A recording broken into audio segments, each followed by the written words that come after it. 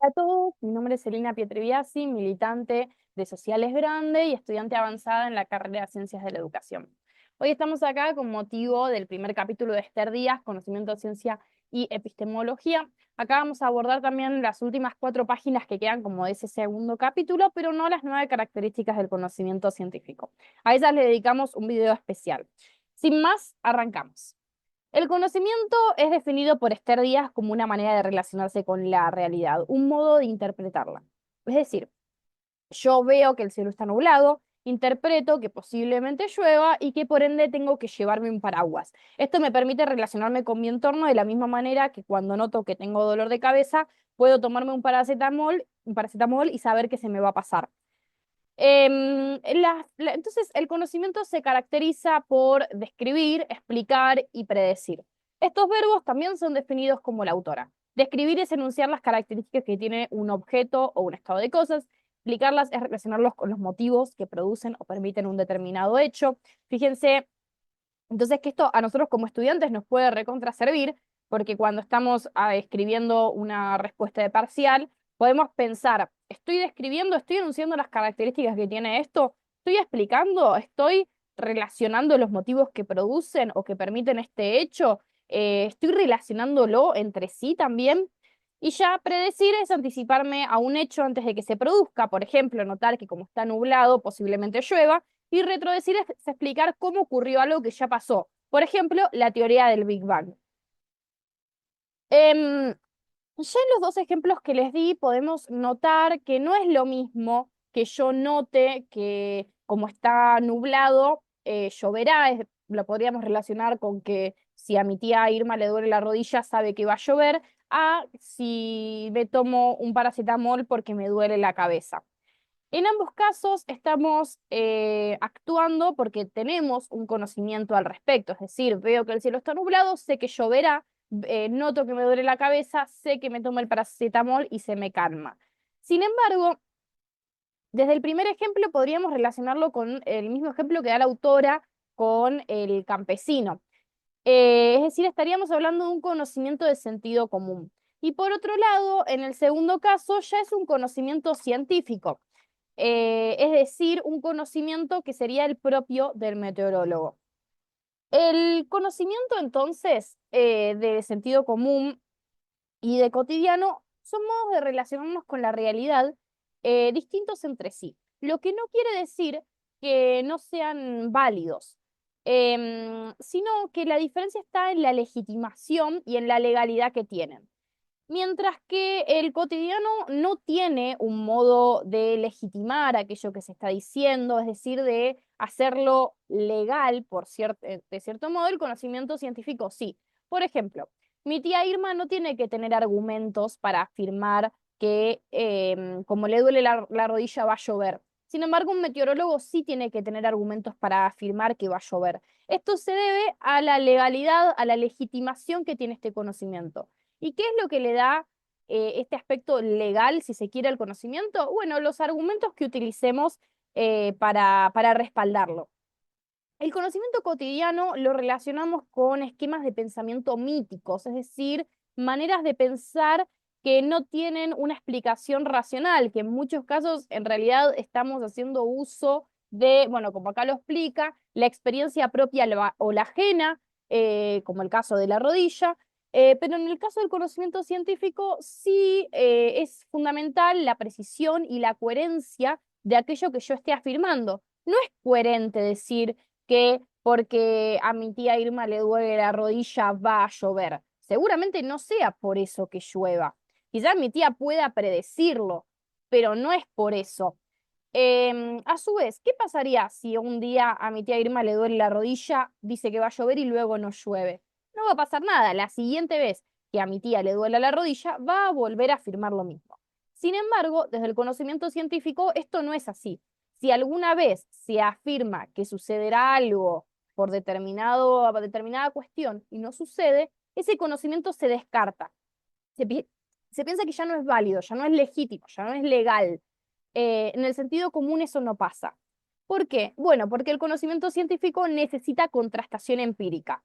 Lo que estoy afirmando de como está nublado va a llover, si luego no llueve, entonces no lo puedo contrastar con la realidad. Eso es la contrastación empírica, poder contrastar algo con lo que realmente sucede. El conocimiento de sentido común, entonces, lo relacionamos con los esquemas de pensamiento más míticos, como puede ser la lluvia se debe a la furia de algún dios. Justamente el hombre arcaico divinizaba las fuerzas de la naturaleza y se relacionaba con el mundo desde estos esquemas. Pero ya en el siglo VII antes de Cristo se empieza a construir un pensamiento más racional. Algunos pensadores intentaron dar respuestas que no sean míticas a los enigmas de la naturaleza. Por ejemplo, en este caso sería correrse de que la lluvia es ocasionada por la furia de los dioses para empezar a entender que se puede deber a cuestiones de presión de temperatura o se puede empezar a hablar de la forma de determinadas nubes, de la altura que éstas tienen. Así se empiezan a establecer las primeras bases que tiene nuestra racionalidad. Em, y, y así es que empezamos a hablar de ciencia, pero todavía falta un poco para eso. En principio, cuando hablamos de ciencia, nos podemos estar refiriendo a dos sentidos de la palabra. Puede ser al conocimiento que tiene cada época histórica que considera que es sólido, fundamentado y avalado por determinadas instituciones. Entonces, el caso de que la lluvia se debe a la furia de los dioses, fíjense que es un conocimiento que se consideraba sumamente sólido y que encima estaba avalado en este caso por la iglesia o por la religión. Es decir, por una institución. La iglesia es una institución como también lo es la escuela. Sin embargo, podemos hablar de ciencia en un segundo sentido que va a remitir a el conocimiento que surge entre el siglo XVI y XVII, que lo asociamos con Copérnico, Kepler, Galileo, Newton. Y en este sentido, la ciencia se caracterizó por el paradigma físico-matemático, que ahora vamos a adentrarnos un poquito, más adelante nos vamos a entrar un poquito más cuando hablamos de la problemática de las ciencias sociales. Pero es fundamental entender que la ciencia es generada dentro de las prácticas y de los discursos que tiene una determinada comunidad científica. Es decir, la ciencia no está ahí en el mundo de manera aislada, sino que es creada, es un producto del hombre. Por ende, está en constante relación con la sociedad. Inclusive la ciencia va a responder a las problemáticas que tenga una sociedad en determinado momento. La vacuna del COVID, por ejemplo, no se hubiese creado si no hubiese habido una pandemia. La ciencia responde a las necesidades que tiene la sociedad en determinado momento. Pero a su vez, cuando hablamos de ciencia, bueno, está compuesta por toda la comunidad científica. Ustedes ahora están ingresando a esta comunidad científica a través de la universidad, pero también los institutos o las instituciones tanto del gobierno como las privadas. La ciencia y las investigaciones suelen ser respaldadas económicamente por privados. Y a su vez, la ciencia comprende a lo que tenemos que es el conocimiento científico. Podríamos decir entonces, o mejor dicho, afirmamos que el conocimiento científico es el producto de la ciencia. La ciencia produce conocimiento científico. Y a raíz de esto es que se desprende la necesidad de una disciplina que reflexione acerca de este conocimiento, porque la ciencia reflexiona acerca de un montón de cosas, alguien tiene que reflexionar acerca de lo que hace la ciencia. Y así es que surge la epistemología como disciplina filosófica. Entonces, el científico concibe y construye teorías y el epistemólogo reflexiona sobre ellas.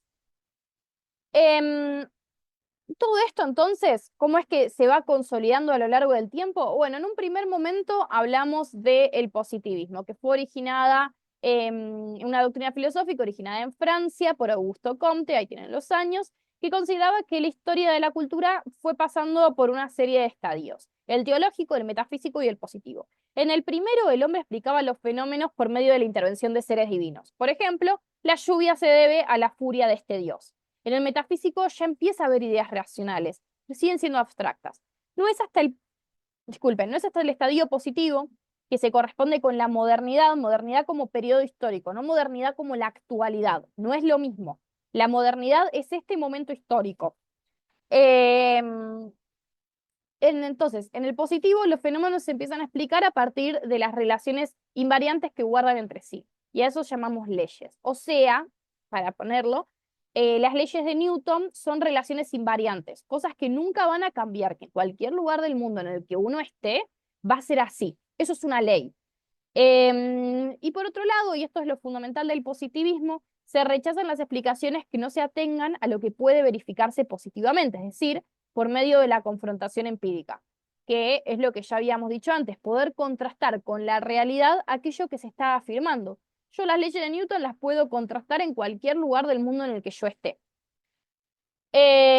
Actualmente, sin embargo, existen diversas corrientes en la tradición neopositivista que, bueno, acá me tapo, pero que no se reconocen herederas de Comte. Pero sí hay determinados acuerdos. Por ejemplo, la convicción de que la razón humana se reduce a los límites de la racionalidad científica, la exigencia de unificar y formalizar el lenguaje de la ciencia, la prescripción de la neutralidad ética de la ciencia. Esto quiere decir que la ciencia tiene que ser neutral, o sea, éticamente neutral.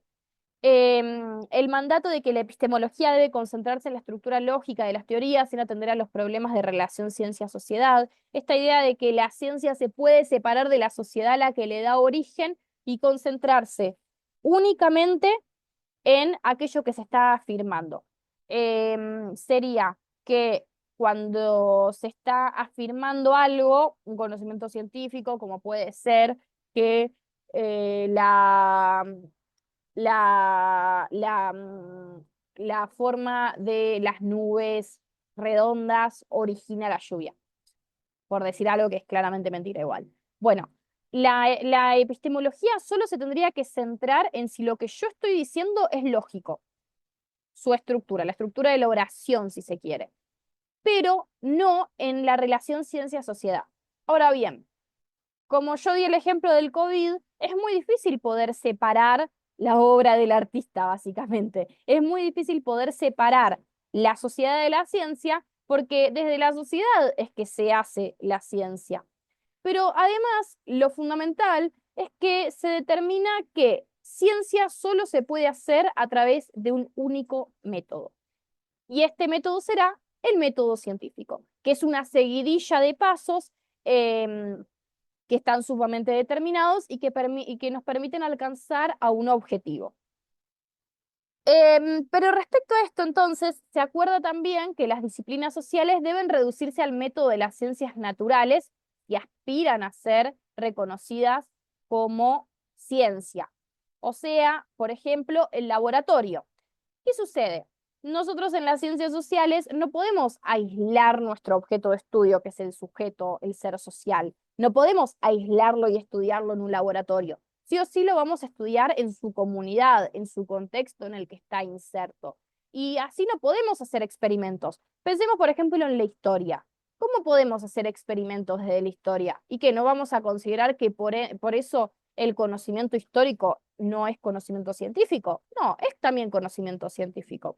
Por eso es fundamental comprender que el conocimiento es un modo de relacionarnos con la realidad y que como tal va a ir cambiando. Em, el contexto, bueno, ahora vamos a adentrarnos en esto. Primero vamos a ir un minutito acá. La problemática entonces de las ciencias sociales es que a diferencia de las ciencias naturales, no son ciencias exactas ni buscan las causas de todo, porque muchas veces no las podemos hallar. Cuando hablamos de las causas del nazismo, hay un montón de causas. Eso no quita que las ciencias sociales son rigurosas. Y además, los fenómenos que nosotros estudiamos son complejos. Cuando hablamos de la complejidad, estamos diciendo que es afectado por un montón de cosas, por un montón de factores. Muchas cosas hacen al fenómeno que estamos hablando. ¿Queremos hablar de fascismo? Y bueno, es muy abarcativo, porque podemos hablarlo desde diferentes actores, por ejemplo. No es lo mismo hablar de fascismo de la perspectiva de Hitler que de un judío, que de un soldado que estaba en un campo de concentración. Lo que sí podemos afirmar es que entonces las ciencias sociales estudian al sujeto, al ser social inserto en una realidad determinada. Y que, esto se diferencia de las ciencias naturales que estudian al sujeto pero en tanto ser biológico. como nuestro sistema. Puede ser el sistema nervioso, el sistema digestivo, o, por ejemplo, el conocimiento de que como me duele la cabeza tomo un paracetamol. Bueno, todo eso eh, abarca al sujeto, pero no desde la perspectiva de la que sí lo hace las ciencias sociales. ¿Por qué? Bueno, porque las ciencias sociales consideramos que nuestro objeto de estudio tiene estas 4 características que van a ser desarrolladas por mi compañera. Pero antes de eso, nos vamos a quedar acá en contexto de descubrimiento y contexto de justificación. Cuando hablamos de conocimiento, entonces, estamos hablando de que es un modo de relacionarnos con la realidad que nos permite interpretarla. El conocimiento puede ser tanto un conocimiento de sentido común como un conocimiento, como un conocimiento científico, y nosotros, desde la postura en la que estamos actualmente como estudiantes universitarios, tenemos que prestar atención si estamos hablando desde un conocimiento de sentido común o desde un conocimiento científico. Y esto lo podemos distinguir un poco por la capacidad que tenemos de argumentar. Yo no puedo argumentar muy bien por qué a mi tía Irma le duele la rodilla y llueve. Sí puedo argumentar por qué la lluvia es ocasionada por determinadas condiciones de presión y temperatura. ¿Qué sucede? No porque un conocimiento no quita el otro. Constantemente estamos haciendo uso de ambos tipos de conocimientos para relacionarnos con el mundo. No estamos diciendo que ahora por ingresar a la universidad tenemos que desechar todo el conocimiento de sentido común. No, sino que debemos de prestar más atención y eso, comprender cuándo estamos hablando desde qué conocimiento. Una vez aclarado esto, entonces vamos con contexto de descubrimiento y justificación, que van a ver que es muy sencillo. El contexto de descubrimiento es el momento en el que se descubre determinada hipótesis o afirmación. La típica de estaba sentado abajo del árbol y le cayó la manzana. Bueno, ese es el contexto de descubrimiento. Comprende la manera en que los investigadores arriban a las conjeturas, a las hipótesis, a las afirmaciones, se inscribe en el devenir personal que tiene el científico, porque estaba sentado abajo de un árbol de manzanas a la tarde y, bueno, todo eso que hace a la personalidad, a la persona del científico y que le hace preguntarse por determinadas cosas, ¿no? No todos nos vamos a preguntar por lo mismo. Em, y por ende no todos vamos a llegar a las mismas conjeturas, hipótesis o afirmaciones. El conocimiento científico no puede ser separado tan fácilmente de nuestra historia personal. Ni por supuesto de las relaciones de poder, porque no es lo mismo cuando una pregunta es financiada por un privado que por el Estado. Bueno, todo aquello que influye en la enunciación de las teorías y que entendemos que la denominamos como la historia externa. Y luego está el contexto de justificación, que la nombramos como la historia interna a veces, que abarca todo lo relacionado con validar este conocimiento científico. Una vez que a mí me llega esta pregunta, esta conjetura, esta hipótesis, esta afirmación, voy a buscar validarla, porque eso es lo que caracteriza el conocimiento científico y la diferencia del conocimiento cotidiano. Sería, por ejemplo, yo descubro que cada vez que llueve me duele la rodilla. Bueno, puedo quedarme ahí y afirmar me duele la rodilla porque llueve. Desde el conocimiento científico, no. Desde el conocimiento científico vamos a salirnos de este contexto de descubrimiento a un contexto de justificación. Y vamos a buscar argumentos. Y seguramente una de las conclusiones que lleguemos es la humedad genera una inflamación, que eso hace que y como antes de llover suele aumentar la humedad, entonces me duele la rodilla. El contexto de justificación abarca todo esto que estoy diciendo, como también la estructura lógica que tienen las teorías y la posterior puesta a prueba, y está sumamente presente en la metodología, en la manera que tenemos de escribir, de expresar y por supuesto también de justificar. Espero que les haya servido esta parte. Ahora continúa Abril con lo que resta del video. Recordarles que nosotros hacemos todo esto en pos de que creemos y militamos por una educación pública, inclusiva y de calidad, y que vamos a seguir levantando estas banderas, sobre todo en el contexto en el que nos está tocando militar. Nos ayudan un montón compartiendo este video con sus compañeros, dejando un like, o pasándose por la mesita, compartir unos mates. Recuerden que ahí siempre estamos dándoles también una mano. Muchas gracias por conectarse. Hola compañeros, mi nombre es Abril, soy de la agrupación Sociales Grande y hoy vamos a estar viendo el segundo texto de Esther Díaz, hacia una visión crítica de la ciencia. Anteriormente estuvo hablando mi compañera Celina sobre el primer texto y este texto continúa profundizando en relación al objeto de estudio de las ciencias sociales, la metodología. las particularidades de cómo se construye un investigador social en relación al vínculo con ese objeto, y el peso que tiene la cultura en construcción al sujeto. Las ciencias sociales son rigurosas, la metodología es fundamental. No se podrán agrupar ya que no poseen un mismo método, pero todos comparten el mismo objeto de estudio. En este caso es el hombre, el ser humano. Las ciencias sociales, o también llamadas por la autora ciencias humanas, del espíritu, de la cultura o del hombre, comprenden como objeto de estudio al hombre, no de forma biológica, más bien como un individuo poseedor de libertad, inconsciente, lenguaje y cultura, que ahora vamos a profundizarlas. El primero es la libertad. El hombre libre es capaz de tomar decisiones dentro de lo que es posible en las circunstancias sociales e individuales, a diferencia de los fenómenos biológicos que no imponen voluntad, siempre responden a las leyes de la naturaleza. Es decir, en el libro tenemos un ejemplo de un obrero, de una persona de clase trabajadora, que no puede cambiar su estilo de vida viviendo en una villa, pero puede tomar pequeñas decisiones. Un sociólogo nunca va a poder determinar si esa noche ese obrero que vive con su familia va a cenar o se va a suicidar porque no puede cambiar su realidad. Pero en cierto modo sí puede tomar pequeñas decisiones dentro de lo posible, o sea, no grandes cambios, pero sí, tipo decisiones que relativamente son importantes en el día a día, como por ejemplo qué es lo que puede comer, si lleva una vida saludable o si lleva una vida de comida chatarra. El hombre está regido por su intencionalidad. Ser intencional significa poder representar los resultados posibles de una acción y actuar en consecuencia. La intencionalidad se inscribe en la racionalidad. Dicho de otra manera, libertad significa poseer intencionalidad, poder representarse en una situación y tomar decisiones respecto a ella. Solo posee libertad el ser racional, es decir, el hombre. Los otros seres vivos que habitan nuestro planeta no son considerados seres racionales. La característica es el inconsciente.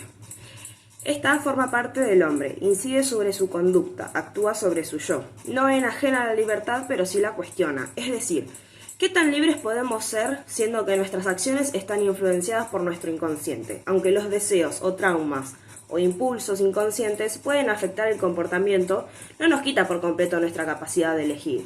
Que esto sería la definición de el obrero. O sea, no puede cambiar por completo, pero según sus traumas y sus antecedentes puede tomar ciertas decisiones. El investigador social puede representarse su objeto de estudio tal como puede representarse a sí mismo. Sabe que es libre, no obstante, sabe que a veces actúa movido por la compulsión. Los mecanismos inconscientes no son como estructuras formales que sustentan las conductas concretas, no solo de los individuos, sino también de los grupos. Por eso toda ciencia social está relacionada con esta enigmática característica humana, el inconsciente. La característica es el lenguaje. Manifiesta lo que quiere y brinda una peculiaridad indiscutible en relación con otros objetos de estudio. Forma parte del núcleo de interés de la ciencia social y su investigación crea dificultades y otorga beneficios. Para las ciencias sociales puede ser una complicación la ambigüedad de la palabra estudiada. La palabra puede manifestar verdad, pero también puede ocultar o mentir. Las características del lenguaje es privativa del objeto de estudio de las ciencias sociales. Solo el hombre es capaz de expresarse con un lenguaje simbólico. Cuarta característica, tenemos la cultura. La cultura está constituida por las creaciones humanas. El hombre es el único ser que crea símbolos. Es posible el mito, la religión, el arte, la ciencia, es decir, la cultura. Quien crea símbolos, quien inventa la cultura, es también quien la estudia. Y se trata de estudiar a un ser cultural que va construyendo sus condiciones de vida.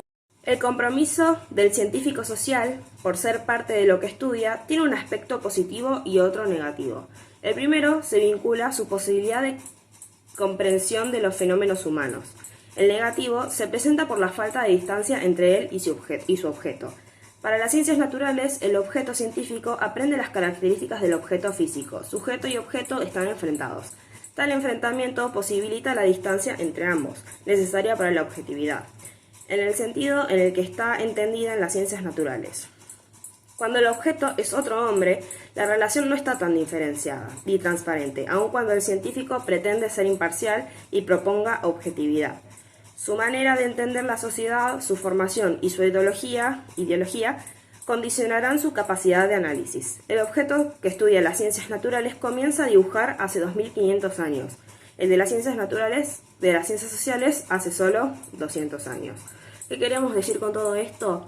Que es un poco increíble, de forma no tan positiva capaz, pensar que un humano puede estudiar a otro humano por la falta de distancia que hay entre uno con otro. Es como que yo, siendo de Latinoamérica, quiera juzgar a los árabes, por ejemplo. Si bien mi ideología, mi religión, mis culturas van a tener cierto peso cuando yo quiera estudiar a la cultura de los árabes. No sé si se entiende. Bueno, hasta acá el texto de hoy. Fue un poco cortito. Recuerden que nosotros vamos a estar siempre para apoyarlos, para que no se queden sin clases de apoyo, para que ninguno tenga que abandonar la facultad por no entender o por no poder comprarse los materiales. Si nos piden a nosotros, tenemos todos los materiales digitalizados, o todos los que podamos conseguir, los digitalizamos para que los tengan al alcance de la mano sin tener que gastar plata en caso de que no la tengan, y si prefieren no gastarla también. O sea, vamos a ser honestos, hoy en día está muy difícil la situación como para gastarse 7 lucas en un manual. Nada, les damos un beso muy grande, les deseamos mucha suerte en el curso de ingreso y esperamos verlos pronto en los pasillos.